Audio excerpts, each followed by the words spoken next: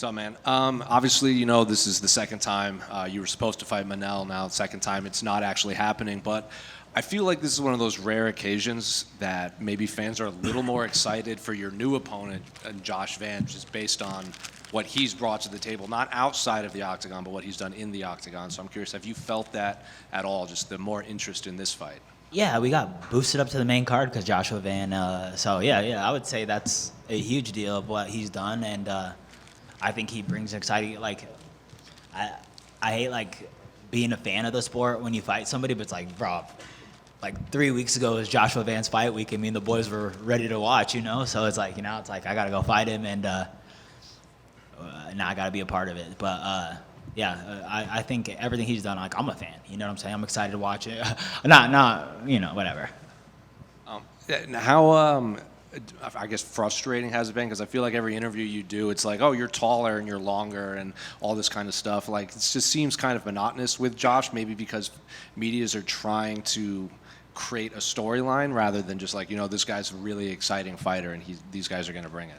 Yeah. So wait, what are you saying? That the storyline being that I'm taller or whatever? Like, you're just the bigger, more experienced guy rather than this is going to be an exciting fight. Well, also it's just the amount of fights that he's popped off within the years. I don't know how much fights I have in the UFC or how much fights he has in the UFC, but I mean, his experience is catching up. It's not like I'm gonna go in there thinking anything different of this is a rookie, this is his first time stepping in the cage. No, this guy has fight on fights these weeks. He's fought on some of the biggest cards of the year.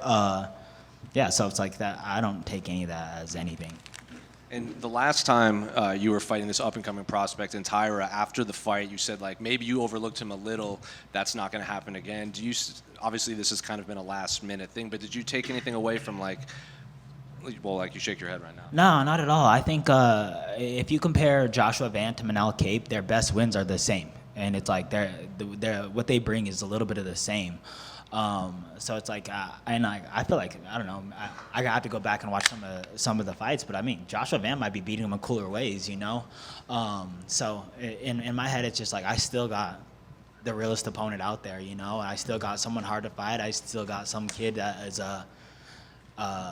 ready to take everything from me, and it's the most dangerous person is someone with nothing to lose, and he has nothing to lose at all, everything to gain, and I have everything to lose out here, so it's a scary situation no matter what. I think this is my first time in the UFC fighting outside the top 10. And I mean, he might be in the top 10. I don't really know what the rankings are. I don't really give a shit. It doesn't fucking matter at this point in time. But it's this is my first time fighting outside the top 10, and it's a scary situation I put myself in. Did it matter who you would be fighting this week, or did you want to be on this card because the flyweights in the co-main event? No, just being lined up with the flyweight title is what our goal was. Once they offered this fight to us, just looked back in my corner. I was like, all right, well, do we want to stay on this card? Is that what matters the most? I think being a part of any big card or being aligned with the title fight is huge. I prefer main events and 5-round fights, but being aligned on this card, I think is even more important for me. And, Josh was in here, and he said he's going to be making 125 just in case something happens in that co-main event. And he said it himself, I get through Brandon, I should be fighting for the title next. Pantoja said the same thing. So are you also, going to try to hit 125 just in case? And is it after getting through Josh, it's title shot's mine? We'll see what that last pound looks like. But, that's a goal. The goal is to make 125. My weight's really good right now. And, who knows what happens and what doesn't happen. And, it's better to be safe than sorry. And, just practicing making weight for the title fight. The title fight's good anyway, so. Brandon, what's up? Has there been any conversation of you win this, you are getting a title shot next? Yeah, that's what I'm hearing. I'm telling you guys right now is I win this fight, I make a statement, I go get a title shot, and same thing with Joshua Van. We go make statements. I think we're both one of the most exciting fighters in this division. We go put on an exciting fight, which is gonna happen no matter what. One of us is up next for the bout. You were saying that if you don't get it, you'd be down to go up to bantamweight and just do some kind of fan fights. Yeah. I mean, I'm down for a fight, man. I want to stay active this year. I want to fight. I want to make statements, and I'm a lengthy flyweight. I can make the weight. I walk around not heavy, so it's not hard weight cut, but I'm lengthy and I can. I'm taller than some of these 45ers, honestly. I tower over Alex Hernandez as a 55. No, I'm just playing. But Yeah, we'll see. Were you surprised that you opened as an underdog again, but it quickly flipped? I think I'm back to being an underdog, but I mean, I'm not surprised at all. I think, bro, honestly, I think I'm the most disrespected fighter in the UFC. I think it's been shown over and over again. Anytime a money line comes out, I think I've been a favorite against Matt Snell and never again in the UFC. My whole entire career, it's been the way. LFA, I was always the underdog. Really, nothing's different, but it's just like I feel like I continuously get disrespected by the fans and whoever the odd makers or whatever it is. But it doesn't matter. It's like anytime I win a fight, there's something that comes up of like, oh, like this happened. Moreno's overactive. It's like, bro, I've had more fights than him that after our fight. It's like he's overactive now. Like, so it's like the narrative is weird, but I just feel like, whatever, you don't give me my roses, it's just I'm gonna take that shit.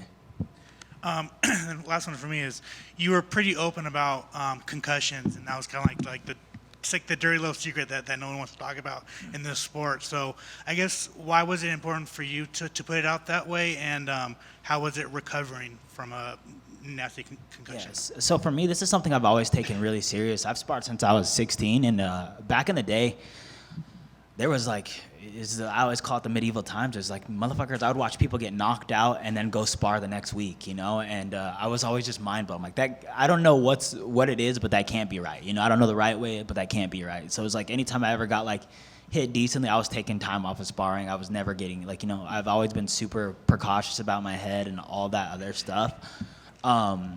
So, and it's like, I feel like, especially in fighting, people get hurt. It's like, how many, no fighter's making it to this okay, We're all buzzed up a little bit, we're all hit up, we're all like hurt somewhere, somehow, some way, But I feel like a concussion, everybody hides, and it's like, bro, this is like the biggest deal to me. Like, I've fought with broken hands, I fought with a broken foot, I've literally taken off a boot and fucking fought within the week, you know what I'm saying? And I was open about that. My LFA title shot, I was like, I was in a boot. Like I was in a boot on crutches. Yeah, I had a broken foot. Then I went and won that fight.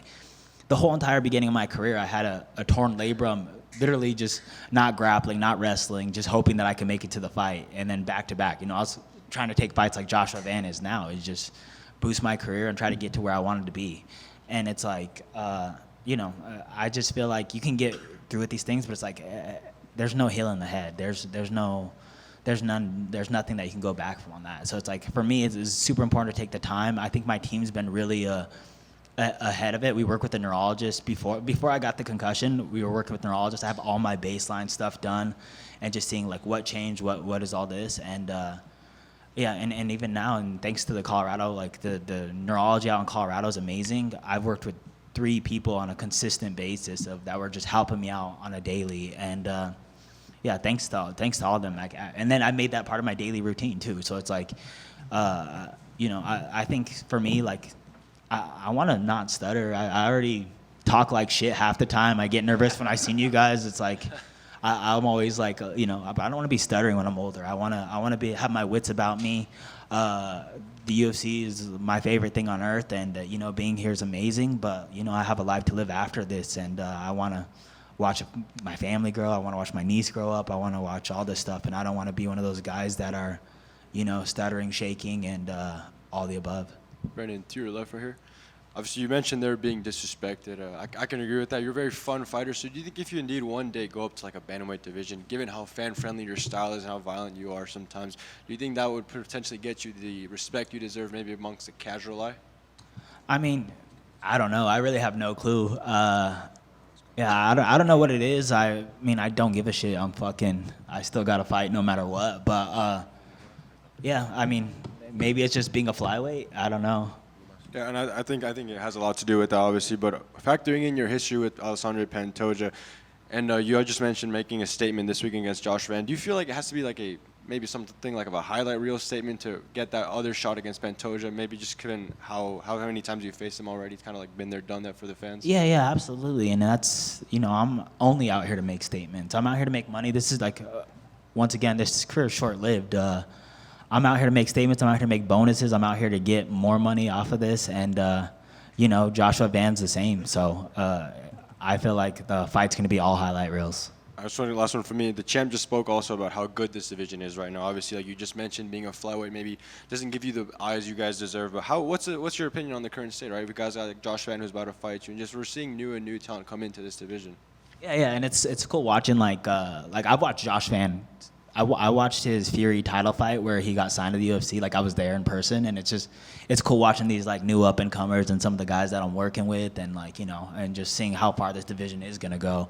I think as a boxing fan, some of my favorite divisions are the lightest divisions, and some of the more skilled divisions are always that. And it's like I feel like within the next few years, you're gonna see some of these nasty kids come out, and you'll see Joshua Van touch gold, you'll see Tatsuro Taira touch, you'll see these guys that are young, that are making strides already touch gold, and it's going to be cool to see what like all their careers shape out to. Brandon, just over here. Of course, you've come up short against Pantoja in the past. So, do you think he retains the title against Kai Kara France this Saturday? I don't know what that had to do with that question. What? Well, dang. Depending on what you think. But I mean, I don't know. I think the thing with Pantoja is. I think anything could really happen in a fight, and it's just like Pantoja gets hit, and Kai Kara France can hit, and it's just like one of those things that like I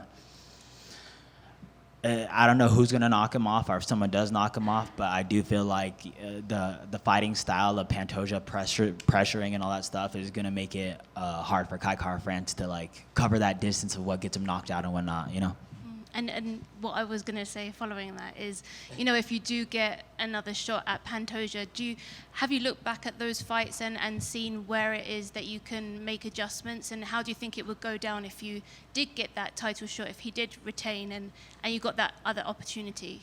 I believe in myself. I really do. I think I can take Pantoja. I think that I'll be the one to do it. I think that I can... there's a bunch of adjustments I can make from that fight. There's so much learned and there's so much to do, and I feel like I have an idea of how I'd fight him next, and I think that's what's going to take him out.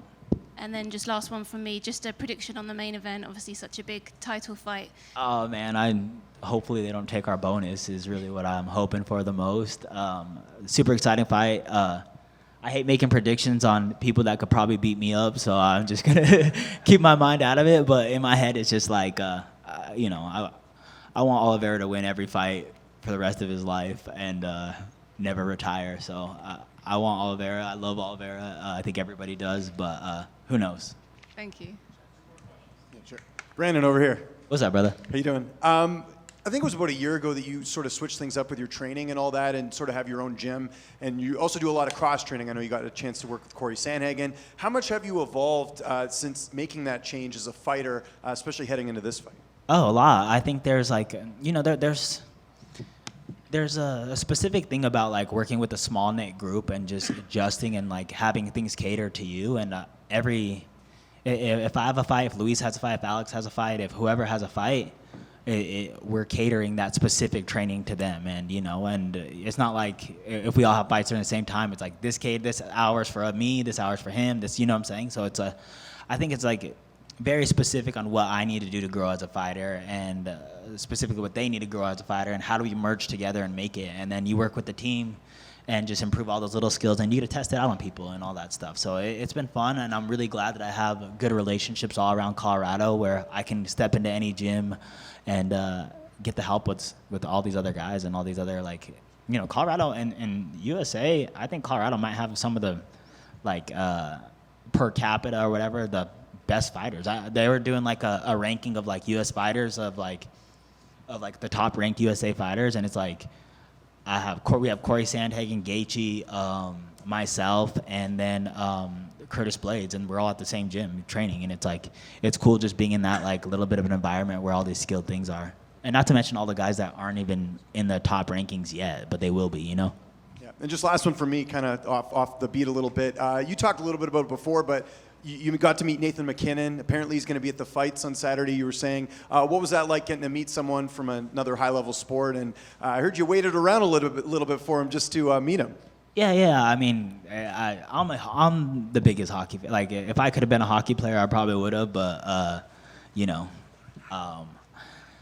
But yeah, hockey is like my favorite sport on earth. So it was really cool, and like you're looking at one of the best players to ever do it, and it's just cool to be around any high level mind or high level thinking of like that, and a very special individual, you know. So it's just cool to even brush elbows with someone like that, you know. I just walked by Terrence Crawford, and I was trying not to freak out. You know, it's like, yeah, just a huge fan of everything, you know.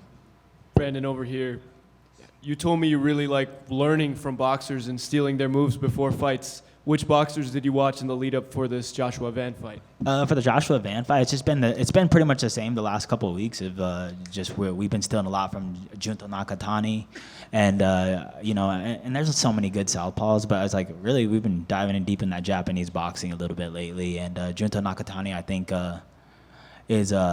is someone that I can capitalize off of, or 'cause he's just a rangy boxer. You know, he's rangy, uses his range, uses every inch of his advantage, and honestly, my cut man's Rudy, his coach. So I was pretty stoked on that too.